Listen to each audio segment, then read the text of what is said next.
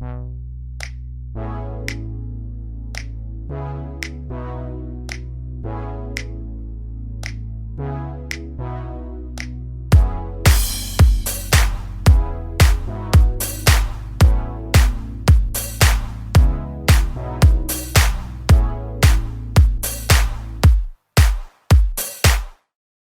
guys! Welcome back. Today we are on the scene on Christmas break, and we are so happy to finally have some much needed rest from our journalism and PR classes. Give yourself a hand, everybody. Yeah. We've really done it this semester. Yeah, even if we're still doing work for you, it's not as much work as classes. So, and we enjoy this a little bit more. And it's fun work. Just a little bit more. Yeah. So today we have a very controversial topic in our community going on. We're talking about the vaccine mandate at Mississippi State University because, there's just kind of been this weird, few months going on, will they, won't they pass it, they don't, everything going on. So we're going to break it down for you so you know what's the next step for the vaccine mandate on campus. Now, specifically, this is for MSU employees. Students have never been required to get vaccinated for the COVID vaccine. It's just mainly the discussion is about faculty and staff. And then also if you're a student worker, this does apply to you as well. So Emma and I work for the Reflector. So this also would apply to us, etc. And it did for a brief period of time. So anyway, enough rambling. Let's just get into it. So first, Hannah Blankenship from the Reflector, our editor-in-chief, on September 21st, yes, our queen, on September 21st, she wrote this article called "Should MSU Have a Vaccine Mandate? Faculty IHL Disagree." So this was the very beginning of a hint that, we might have a vaccine mandate on campus for either students or for employees or for both. So everyone was really interested to know the tea, obviously, because everyone is do we need to get vaccinated? Do we not need to? Or if you're already vaccinated, you're just okay, well, I'm chilling. Yeah, I mean, you can't get unvaccinated, so it's just your vibe. Yeah. Let me just take it out. So on September 10th, 2021, the MSU Faculty Senate met to discuss a possible vaccine mandate for MSU students, faculty, and staff. And it's important to remember the students in this part because the Faculty Senate, a lot of them agreed with having the vaccine mandate, but also there were a number of them who did not agree with the vaccine mandate for students, faculty, and staff. So the university itself does not have the power to issue a COVID vaccine mandate, but the Mississippi Institution of Higher Learning does. And so that's basically our board, if you will. So they control kind of these big decisions that affect the whole university or affect large populations and such. So at that September 10th board meeting, the Faculty Senate did vote to have a mandate, but the IHL disagreed and decided against a vaccine mandate for MSU, even though, multiple members of faculty petitioned for it, but they decided that universities don't have the power, right? At the time, the board said that they would revisit the issue later, and then later actually just comes about a month and a few days later on October 25th. And this is when President Biden passed the Executive Order 14042 on September 9th. And so it's kind of delayed because there's a lot of just things up in the air truly with this. So it was delayed from over a month from September 9th to October 25th. But basically that executive order required all federal employees to be vaccinated. And so come to find out, on October 25th, the Mississippi IHL said that all universities in the state of Mississippi that receive federal contracts must obey the executive order. And so Mississippi State is a public university and we receive federal funding from the government. And so it affected us at MSU. The IHL was okay, guys, gotta get vaccinated. This was employees, faculty, staff, and student workers like us. Basically, if you received any money from the university for a job you're doing, whether it was via scholarship, I'm pretty sure, right, Emma? I'm not sure about that. Because I know some student workers get paid in scholarships instead of actual money toward their, college tuition. So I don't know if this affected them. So someone can feel free to correct me if I'm wrong. But I don't know why it wouldn't, because that's still money from the government from MSU. So probably, but I don't know 100% that to back that up. Yeah. But basically, this affected so many people because we have over 4,000 faculty and staff and then no telling how many student employees. MSU sent out an email to its employees and said they had to be fully vaccinated by December 8th or they would risk termination. So let's remember, this was on October 25th. So in order to be vaccinated by December 8th, those employees literally had to go get vaccinated about 3 days later in order to meet the second dose requirement. So everybody was kind of freaking out about A, the rush timeline, and then B, the fact that it was even mandated. Now, of course, people agreed and things like that, but we really saw a huge outcry of protest. Yeah, this is actually how you and I started on our friendship thing of growing together. Remember, we were covering one of those protests together. I know. We were at this, they called it Medical Freedom March, and it was on the drill field, and I remember I was going out there to cover it, and I had texted Hannah Blankenship, editor-in-chief, and I was like, hey, can I live stream this on the Reflector Instagram? I think it would be really cool just to get a perspective of it for people who can't attend, or for people who are just really curious mainly, because, we have a lot of students who are always curious about protests happening on campus. They can't make it, so I was like, I'll live stream this. And she's like, okay, cool, do that, go ahead, love it. I was like, okay. So I was getting ready to start the live stream, but then I was like, I'm also writing this story and taking the photos, and I can't do 3 things at once. I can do 2 things at once, but I can't do 3.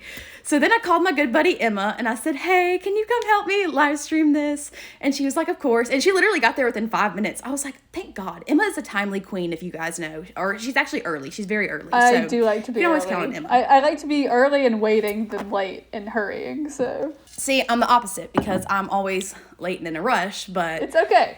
We don't learn from it's okay. There's a yin and yang. There's a balance. Yeah. So basically enough ranting about me and Emma's friendship beginnings. Let's get back to the mandate.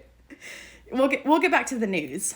So then on November 1st, MSU sent out another email to its employees saying that there would be a grace period from December 8th to January 15th where employees who are not yet vaccinated received an extension to keep working, basically. So the email said, quote, on Monday, November 1st, the Safer Federal Workforce Task Force updated their guidance to permit federal contractors to allow employees who have not been vaccinated or received an exemption to continue working after the December 8th deadline through a limited period of counseling and education. Pursuant to the updated guidance, removal from employment must only occur after continued non-compliance. So a period of counseling and education. I wonder what that looked like. Probably a bunch of swearing and stuff like that. Probably. These people were not a happy bunch about, being mandated to get the vaccine. I'll tell you that when I went out to the protest, this is no shade to them, but they were just very afraid of their words getting twisted into something that it wasn't. So when I reached out, I walked up and I was like, hey, I'm from the Reflector. I'm reporting on this story, blah, blah, blah. My usual little introduction.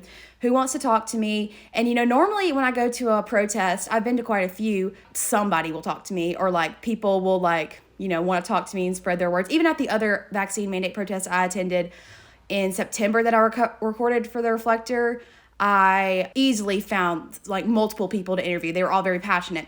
But this group, they were like, nope. And they were like, okay, well, he's the guy in charge, so you can speak to him, but we won't speak to you. Anyway, I just wonder what that looked like because they did not seem like a very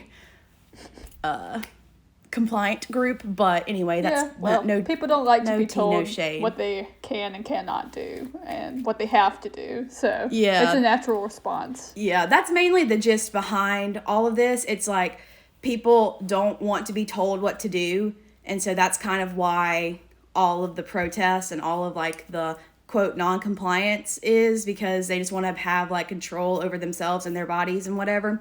So basically, back to this email, there are terms and conditions. So they had that period from December 8th to January 15th.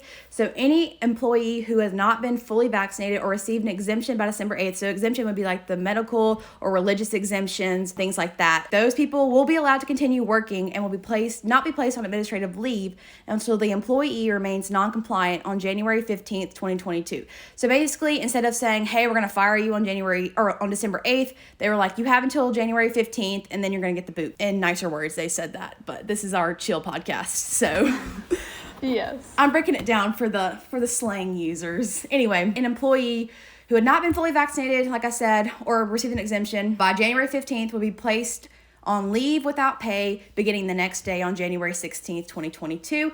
And then anyone who had not been vaccinated or received the exemption by January 31st, 2022 will be terminated that day unless the employee chooses to resign or retire in advance, which is what the email said. People were just in disarray. I remember we talked about this in quite a few of my classes actually, because in PR and in comm in general, you're always just talking about current events and things going on like that, because in our field, you just have to know about current events, and you have to know, like, and especially in PR, like, this was a really big deal in my case problems class, because it was like, well, like, what is the case and everything like that. And then in mass media law, it's like, is this legal? You know, like, is this allowed? So that email was from October 25th. So then a couple days later, on November 4th, Biden then extended the deadline for federal employees to get vaccinated. And so the MSU email stated that employees must receive their second dose no later than January 4th, 2022 to comply with the order. So MSU sent out another email about 9 days later. So then it got extended, like I said. They kept their previous terms and conditions, and then they said that employees not vaccinated or exempt by January 31st will be fired. Then on December 7th, just one day before the vaccine deadline, MSU employees received an email saying that a federal district court in Georgia ruled a nationwide order that prevented the federal government from mandating the COVID vaccine. So the email stated, the IHL board's directive passed on October 25th, 2021, which required employees to comply with the federal contractor vaccine mandate, specifically stated that it would be stayed or revoked if the federal vaccine mandate was stayed or revoked. Accordingly, the board of directors is no longer in effect, and there's currently no longer a requirement or a deadline by which employees must be vaccinated or request an exemption. Basically, in fancy words, you don't have to be vaccinated. But the email continued to say that the university will notify employees if the mandate's reinstated, if any changes occur, etc. The employees have a vaccine portal that they upload their vaccine cards to, and they said it's going to remain open. They encourage their employees to, but they're not required to. And then MSU concluded the email by saying, MSU does encourage all employees to get vaccinated. Vaccines are readily available at the Longes Student Health Center. That is where we are at this point. December 7th was actually just 5 days ago at the time of our recording, and it'll be last week for you guys. So this all happened kind of fast, really. It just seemed like one turn after another. It really did. We've talked about so much stuff moving slowly, but this is the one thing that has moved so fast, but in both directions. It really has. It's very interesting. It went all, like, in at once, and then it was all gone again. But I did want to say that, like, I just really wish that this issue wouldn't have been politicized, just the virus in general, because things they weren't always like this. Yeah, exactly. We got rid of polio. We got rid of smallpox because of the use of vaccines. And people didn't fight it as much because it wasn't like a partisan or nonpartisan issue. It was just people. What is the best for people? Exactly. And I think, like, I almost wonder, where has our compassion gone? Because I know myself, like, even if I am selfish about certain things, at the end of the day, I have a great compassion for those around me, and I respect those around me. Whether or not I agree with you politically, I still care for your health and safety. Like, I don't want you to die from something that we can easily prevent with a vaccine. And I agree, like, it is sad that it's gotten so politicized, because people are saying, like, oh, the Democrats made COVID a big deal and blah, blah, blah. It's just like the flu. But it's not like the flu, guys. It's really not. And it's just sad. We wouldn't be going into almost year 2 of this if it was just the flu. Yeah, it's not just some excuse to try to control you or anything like that. It's just like a pandemic similar to the Spanish flu in 1918 and other pandemics that have existed. The Ebola pandemic back in 2016, or I guess maybe it was earlier, but everyone, remembers those pandemics. And like, this is just life. Pandemics are obviously awful, but at the same time, it's medical. It's not political, or it shouldn't be at least, but here we are.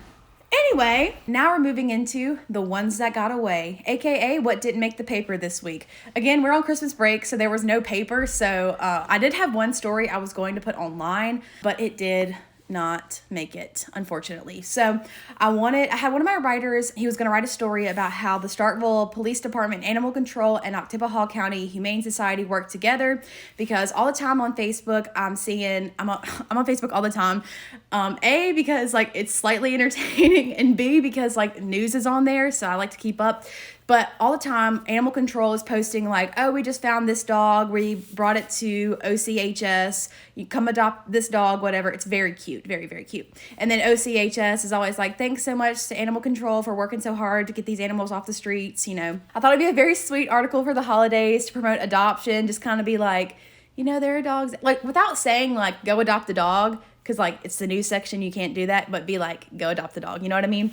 So I just thought it would be a little sweetie petite piece, but that did not work out. I will say, if you're thinking about getting a dog for someone for Christmas, keep in mind that dogs are a responsibility. Oh, yeah. And you don't want to just get them because of them being cute. Exactly. You have to understand that you need to take care of them. Exactly. So keep that in mind, people, when you start getting a bunch of puppies. Mm-hmm. When they're not a puppy anymore, you still need to look after them. Exactly. So please... if you're thinking about adopting or getting a dog or a cat or any sort of pet, really, like they're an animal and they deserve a good life just as much as you deserve a good life. And they are sentient beings. The vegetarian in me is coming out. But anyway, please take care of your animals. And if you're going to adopt for someone, maybe ask or kind of evaluate if they are fit to have a pet at this time, because not everyone is at the right time for a pet, you know? Like, it's a lot of responsibility, a lot of hard work, a lot of training and stuff like that. So, yeah, keep that in mind, folks. Just keep that in mind. Just wanted to put that in there, because I know this is the time of year. I got my dog whenever it was Christmas time, that was a long time ago now, but I remember whenever she was a little puppy, getting wrapped up in a little bow and everything. Yeah, so. And I got Finley when he was a puppy, and now he's 3, and he's like my everything. So just remember, your pets are your you are their everything. So keep that in mind. Now we have some story updates. Guys, I'm so happy we have our 2 segments back. We were missing them. We'd love to see it. I know, we do love to see it. So construction is beginning on the YMCA Union Plaza over break. The MSU newsroom said that there is construction starting on December 6th. And so the areas between the Union and the YMCA building and a section of Lee Boulevard and the sidewalk surrounding that area are going to be closed starting on December 6th, like I said, and it's going to last until July 15th. So this is very quick. We'll both get to see this Union Plaza, hopefully, Emma. Wow, that's nice. I know. I didn't think it would be that quick. I mean, I don't know. I don't even know. I never expect a timeline of construction on our campus because you never know. Well, we hope it makes it to that. Yeah. You never know. But I think they've been doing a pretty decent job with construction on campus. I mean, it is a hard thing to tackle with everybody being there. Yeah. But I think, that's partially during the summer. Yeah. They'll be able to finish it up probably in that point. Also, it's not really an inconvenient area because you can't really park over there anyway, and you can just walk around it. It's not that hard. So I'm excited about that. And then next, we have a story update about our podcast episode about medical marijuana. So Mississippi Coast Republican legislators want Governor Tate Reeves to pass the medical marijuana bill. And this is by Mary Perez for the Sun-Herald. The Sun-Herald is a Gulf Coast newspaper in Mississippi. Quote, there won't be a special session to address legalizing medical marijuana in Mississippi, but the issue will be the first thing Coast legislators say they will pass and send to the governor's desk when they convene in January. Hey, that's good. In about a month, hopefully we'll have another story update or maybe a whole episode telling you guys what's going to go on. Representative Henry Hank Zuber III, who's from Ocean Springs, he's a Republican, he said the House and Senate are already in agreement on the bill. So basically, he said the legislators have given Governor Reeves the majority of changes he requested, and what remains at contention is the difference of opinion on the level of THC that should be allowed. Senator Bryce Wiggins, a Republican from Pascagoula, said, I certainly hope he doesn't veto the bill because 75% of the people voted for it or a version of it. And then Senator Scott Delano, a Republican from Biloxi, said he thinks it's very important that Mississippi voters have their wishes heard. So again, like we said in the episode about the ballot, it's called, we'll have it linked down below if you want to listen, or you can just go back on our page and find it. It was episode 4 4, I think. This is a nonpartisan issue, and I'm so happy to see that. Like, nothing makes me more joyful than to see a nonpartisan issue being discussed. I wish that COVID was a nonpartisan issue. Hopefully, it will slowly start to become that, but I don't see that as being likely, unfortunately, at this point. I just hope I know people keep saying it's going to go back to normal, but I just hope we can get to a state that people can act normally. It's never going to go back to the normal before, but I hope that you can get to an area where you can start enjoying the things in life again, and we can stop having so much hate in the world. I know. Over that subject. I know, because it's driven apart families, it's driven apart friends, and people's relatives have died. People have died. And, like, it's just, like, one day we will all come together, hopefully, and laugh about how stupid we were. But until then, there's still that air of discourse that hovers above us. Yeah, we'll keep y'all updated with that. We definitely will. All right, so next up, we have Emma's Opinion Corner. Yeehaw! Yeehaw! We love to see it. All right, so this week, our hot take is final exams should be optional. Amen. Amen. So I say this for many reasons. One reason is that I had an exam the last day when it was online, and I didn't even need it because I already had a high grade in the class, and I did well on the previous exams, which showed that I understood the material. So I think that final exams are just, in general, kind of pointless, because if you've taken a series of tests and quizzes over the semester, you've already shown that you understand that material. Now, if you're happy with your grade and your performance of all the effort that you've put in there, I feel like that should be kind of a reward/incentive that if you've put in the effort at the end, if you don't need that extra bit or you don't want that extra bit, then you should get that week or two extra for a break. Oh, yeah. And then you can just kind of be happy. And it would also make it easier on the professors. They won't have to grade stuff if people don't need them. Oh, yeah. So I personally just think they should be optional.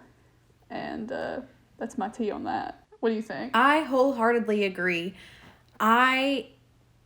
Coming back after Thanksgiving, so my freshman year was when COVID started in March. So my sophomore year was not normal. So the only normal year I had, or the only normal semester I had, was in 2019, fall 2019. And I don't remember how that went. That was like 2 years ago, but anyway, whatever. But coming back, like now, as a junior, after having a COVID year where we got out at Thanksgiving for over a month, coming back and taking those exams, my brain was like, it crushes you. And I was like, I had like just trying to remember all of this, especially if they're cumulative. I'm just like, when did we study that? Like August 1st? That was so long ago. I mean, we didn't even start on August 1st, but yeah, I agree. If you're happy with how you're doing in the class, whether or not you have an A or a B or a C, like if you're fine with your F, like you should take it. Or if you're fine with your A or whatever, like, or if you're fine with your F, you shouldn't have to take it. Like if you don't want to. I mean, I guess some people want to fail or don't care about it, but yeah, it's just so much. And also it does alleviate a lot of work for professors, like you said, because they would only have to grade maybe 15 exams instead of 65 or something like that. And obviously professors like have a huge workload just like we students do, because grading all those exams can't be easy if it's not multiple choice on Canvas where you can just like, automatically grade. If you have to do essays and stuff like that, that's a lot of work, a lot of reading and a lot of correcting. Yeah. Not to mention that a lot of professors are doing their own research and work on their time, right. So that would give them more opportunities to work on that. Even if they have to still be in Starkville, it would still give them more of that environment to still collaborate with people, but not be worrying about so much their other responsibilities. Yeah, but and I see why they do final exams. I know why they do it. They want to make sure you understand everything you learned that semester. But I don't think it matters. I think if you're going to retain it, if you really are going to retain it, if it's your major, you try to retain as much as you can. It will show later in your life if you really paid attention in those classes. But I don't think you should be forcing people to keep having to take final exams like that. Yeah. See, even I I mean, I don't do bad on exams or anything like that, but I feel like I know so much more than that's on the exam. Like, if you asked me a question about one of my classes, I could just tell you. And I just know all this stuff from my classes. Maybe I don't know a certain date or a certain case from our case problems book, but, you know, I can tell you basically, like, here's, like, how you do a PR, goals and objectives. Here's, like, your strategies and tactics. So I think if you feel comfortable with how much you've learned and you're fine with your grade, then why have to take a silly little test? Yeah, you usually pick and choose anyway what you're going to learn and apply later in life. So you're probably just going to cram anyway a lot of the stuff and just retain the same amount you were even if you didn't take an exam. Oh, yeah. So that's what I think about that. I was a little frustrated with having to take my exams because I was happy with where I was and I didn't feel like I really needed my finals. And I did well on my finals. So it's like, it shows I already knew the information. So, all right. So that's all for that section for my hot take. A little spicy this week. So the next one is the film review for this week. So I watched a movie called Postcards from the Edge. I've literally never heard of this. 1990. So this is before I was born. Sorry if you're listening and you think that makes you feel old. I just wasn't in existence, but I still enjoyed the movie.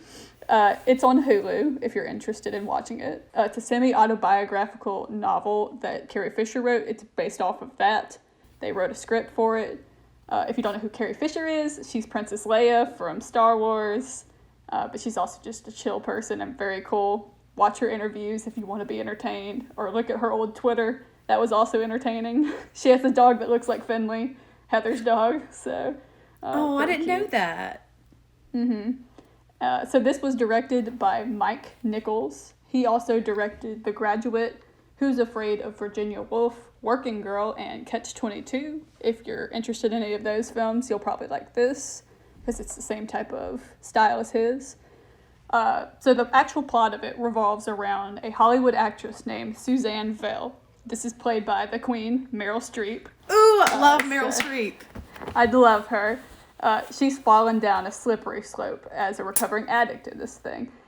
After completing rehab, it's recommended that she stays with her mother. Her mom kind of works as like her overseer / chaperone because the studio execs don't really trust her. And the insurance companies won't cover her because they see her as a liability. And her mother is played by Shirley MacLaine, who's also great.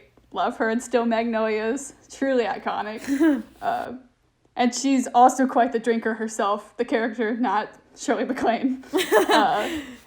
But so Suzanne kind of struggles to maintain her sobriety and her sanity and the company of her mother.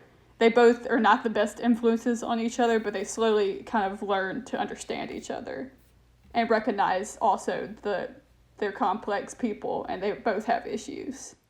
So I really enjoyed this movie. It was beautifully shot.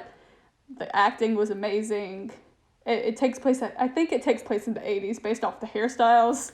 Nice. But it doesn't necessarily say exactly when it is. But very good. It stars Dennis Quaid, Gene Hackman, Richard Dreyfuss, Rob Reiner, and Annette Bening. So it's very much star-studded if you're interested in those people as well. Is also Richard Dreyfuss somehow related to Julia Louise or Louis Dreyfus? I don't know how you say your middle name. I'm not sure. I know I've heard his name for other stuff. I don't know if they're related or not. I can't tell you that 100%. I love her though too. She's great. Same. She's great. Seinfeld, Veep. Those are my shows. Love those. Anyway, so the New York Times did an interview with Carrie Fisher, but obviously this is kind of, it's not her life, but it kind of is. You can definitely see truths within it as you're watching the film. You're like, oh, I see where she's kind of coming from there. And also, Carrie Fisher rewrote a lot of her lines for Star Wars. I don't know if y'all know that, but there's been pictures of her script, and she would annotate lines of how she wanted to change it in order to make her more of a active character and actually say things that women would say rather than being passive and just the damsel in distress. Yes, so I thought that was great. Even when she was younger, she was doing that. And she continued to do that throughout the years with Star Wars. A great role model. So the New York Times did an interview, as I was saying, and it kind of delved into her life and the book's similarities. And they asked if she had insight into other people that were maybe struggling with similar issues of addiction and other things like that. And she replied, "I don't like when a celebrity gets on a soapbox," she said. "I never thought I'd confess and help people. I don't think it works." But she has time for friends that need help, they continue. So she says, "I call myself the Joan of Narc." She said, "I'm the patron saint of the attic." So I thought that was very Carrie Fisher, and it just really kind of gives the tone of it. And then they also reached out to her mother and were like, "Hey, was this kind of about you?" She's like, "No, it doesn't really have any truth to it, but if you look at the kind of similarities of everything that went on within the plot, and then you look at what's happened in Carrie Fisher's life, a lot of parallels there." So I think it's a very nice representation, and it's very entertaining. So if you're looking for something to watch and you don't know what, and you just keep mindlessly scrolling through these streaming services, I suggest you go check this one out. And Heather hasn't watched it again this week, but maybe she will another time. Well, now that I've heard this review, I am going to watch. Like, this is probably the most interesting sounding movie that you've reviewed so far. Like, for me personally. First of all, it has the cast. Second of all, interesting storyline. Love that. That's just like, sounds right up my alley. I actually will watch it, guys, and I will give you a brief, like, not a big Emma's review, but I'll tell you how I thought, what I thought. A follow-up review. Yeah, a follow-up. So that's all for Emma's Opinion Corner. Next up, we have the crazy story of the week. Again, we have 2 crazy stories. I was going to eliminate one of them, but it has developed just a little bit. So I decided that we should just do 2, because why not? We've done 2 a few times, so there are no rules here. All right, so this one is like actually like insane, like terrifying, insane. Main Street in Columbus, Mississippi was shut down last Monday because of a bomb threat. And this is written by Joey Barnes for WCBI. So when I first read this article, it just said there was a bomb threat at about 5:30. And it was by the Domino's Pizza. That was where they were targeting, which is right across from the police station. And so Main Street was shut down all the way down to 14th Street. Or Main Street was shut down from 14th Street all the way down to Short Main Street during the search. So it was closed down for about a day, I'm pretty sure. And then the article got updated later. And then the Columbus Police Department issued a press release stating that a 12-year-old juvenile from Macon, Mississippi has been arrested with being charged of making a false bomb threat. So, didn't actually have a bomb, but it's a 12-year-old boy. Like, that's so sad to see, like, a 12-year-old. That is sad. So, anyway, the suspect he really didn't like Domino's Pizza. Maybe that's what it was. Yeah, maybe he was like, I didn't get my cinnamon sticks last time. F you. Oh my gosh. That is bad, though. Please don't do bomb threats, people. No. It's a serious offense. It is. So the suspect is being taken down to Lowndes County Juvenile Detention Center, where he'll appear before a judge for a hearing. So there's no date on when that will be, but we will give you an update if there is one sometime soon, maybe, or whatever. We don't know. The courts kind of take a while sometimes. So anyway, that was by WCBI. All these articles are linked down below as always. Then our second crazy story, back to the COVID topic. A Mississippi doctor was fired for attempting to prescribe patients Ivermectin. Is that how you pronounce it? I think so. Okay. So this is written by Jacob Gallant and Brendan Hall for WLBT. This guy is Dr. John Witcher, and he is a big advocate of not getting vaccinated. He started a Facebook group where he spreads information about not getting vaccinated, and he plans protests, and he's had a bunch of protests with other doctors and with people from the community. He is a physician at Baptist Memorial Hospital in Yazoo City. Yazoo City is like a random little place kind of outside of Jackson by about an hour, I guess I would say. It's near the Yazoo River, obviously, Yazoo City. But I went up there a lot as a child. My Nana had a friend that lived up there, so we would go visit. But anyway, that's just a tangent if you didn't know where Yazoo City is. So last Friday, this was December 3rd. Yeah, December 3rd, Dr. Witcher had 3 COVID patients who had been prescribed remdesivir for their COVID treatment, basically. And basically, he decided they were prescribed that by a different doctor, I believe. So he decided that the medication wasn't working for his patients, so he attempted to prescribe them the Ivermectin. So he said, quote, "I was there at the hospital for 3 days straight in the ER, and I so felt like this would be an good opportunity to try ivermectin on these inpatient patients that I'd been following very closely, and just to see how well it worked," Witcher said. So if you don't know what ivermectin is, if you've been living under a rock for the past few months, ivermectin is an anti-parasite that can be used to treat infections caused by roundworms and other parasites. An anti-parasite. COVID is a virus. Parasites are caused by parasites, obviously, like bugs, like critters. It's not treating the same thing. It's not. You know, we might say, like, oh, you got the stomach bug. It doesn't mean the same thing. No, it does not mean the same thing. So the FDA urges COVID patients to not use ivermectin because there are no studies or data done on humans or animals that show that it helps prevent or treat COVID. And in large quantities, ivermectin can be deadly. That's on FDA.gov. So, quote, "Ivermectin tablets are approved by the FDA to treat people with basically two conditions caused by parasitic worms. Additionally, there is some topical ivermectin that can treat parasites like head lice and skin conditions such as rosacea." So all of these are not viral. These are, like I said, parasitic caused by bugs or like like rosacea, like the redness of skin. Like that's not like your cough from COVID. That's not your, I can't breathe because I have COVID. That's very, very different. Some forms of animal ivermectin are approved to prevent heartworm disease and treat certain internal and external parasites. It's important to note that these products are different from the ones for people and safe only when used in animals as prescribed. So obviously, you don't need to be taking animal medicine if you're a human. Even if some of the medicines are the same, they're made differently for animals. Like, please don't. Like, stop horsing around, guys. Like, yeah, just, you're taking it a little too seriously with the horse jokes. You gotta just not. Take your people medicine, please. And if you have COVID, take your COVID medicine, not an anti-parasite. But anyway. Also, please don't go see people if you have COVID. I've seen stories of people, they're like, oh yeah, I tested positive, and they're like out in public. Please quarantine still. Oh yeah, I saw in Missouri, I think, that COVID patients are no longer required to quarantine when they're diagnosed with COVID.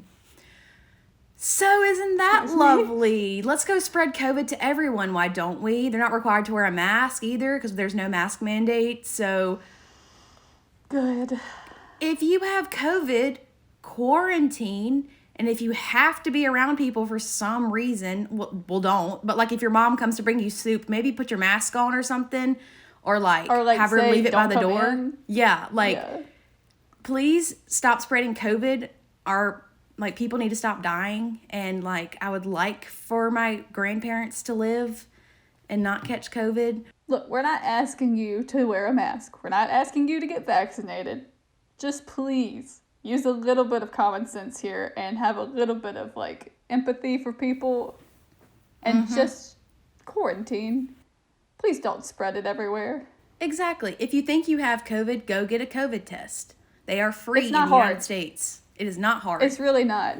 They have rapid ones that come back in 15 minutes. I've taken quite a few. I've had, quote, COVID scares, aka my body just makes up some fake symptoms because I'm nervous for a test or something like that. So yeah, I've had a couple too. It's really not hard. It gets in and out real quick.